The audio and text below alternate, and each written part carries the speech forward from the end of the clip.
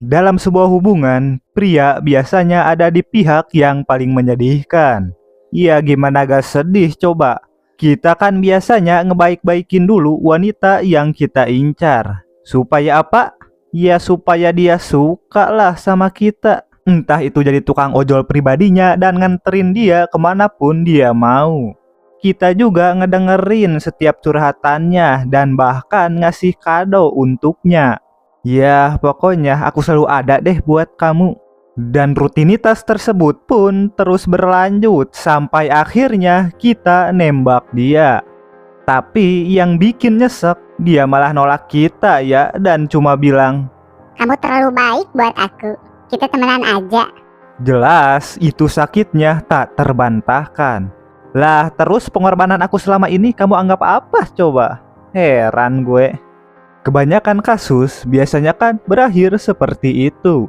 Nah lo, kenapa seperti itu? Kenapa pria baik-baik sering berakhir dengan penolakan? Oke, gue jelasin. Cinta itu investasi. Kalau lu mikir semakin banyak yang lu kasih pada wanita, entah itu duit, effort, emosi, rasa aman, dan sebagainya, lu pikir wanita itu akan semakin cinta sama lu gitu? Haha, sorry bos, konsepnya gak gitu.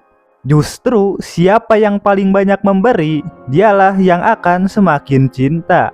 Dan yang menerima, ya yang menerima sih paling banter bilang makasih doang. Lagi pula siapa juga yang mau nolak effort seseorang? Pria kan bisa kamuflase bos, bisa jadi tukang ojol, psikolog pribadi, ATM berjalan, sampai jadi badut pun pria bisa. Dan lu pikir semua effort tersebut bisa membuat wanita cinta sama lu? Enggak lah, gak gitu.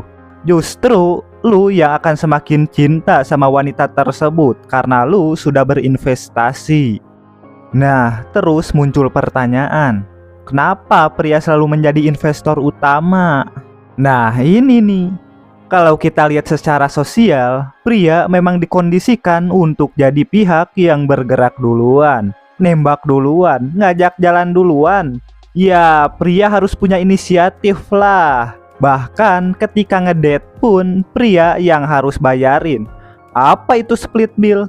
Ya kali lu ngajak jalan anak orang gak dibayarin. Gitu kira-kira katanya. Jadi secara sosial pun pria memang selalu dituntut untuk berinvestasi pada wanita.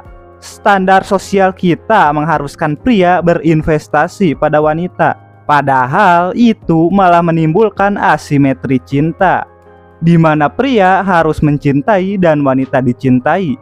Pria harus memberi dan wanita menerima. Pria harus berjuang dan wanita yang memilih. Gila gak tuh? Konsep investasi ini bukan cuma opini gue doang. Psikologi sosial mendukung semua ini lewat berbagai konsep seperti effort justification, sunk cost fallacy, dan reciprocity imbalance yang bisa lu baca sendiri lah, linknya ada di deskripsi. Dan karena kecarut-marutan tersebut, makanya hadir sebuah konsep yang bernama reverse investment atau investasi terbalik. Terbalik karena di sini wanitalah yang berinvestasi sama lu. Terbalik karena menentang standar sosial yang ada sekarang. Karena jelas seperti yang gue jelasin di awal, kalau lu ingin dicintai seseorang, maka buatlah orang tersebut berinvestasi sama lu. Caranya, ya kalau di awal-awal bisa coba hal-hal yang remeh dulu deh.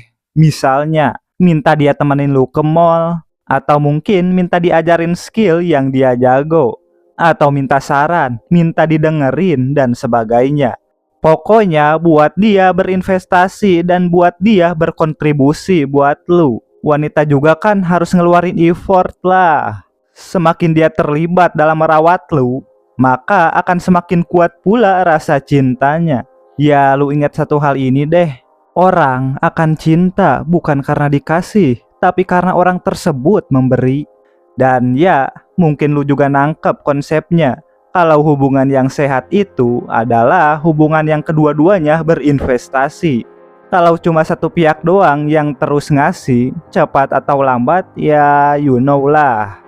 Oke bos, sekian dulu dari gue. Sampai ketemu lagi di video berikutnya. Bye.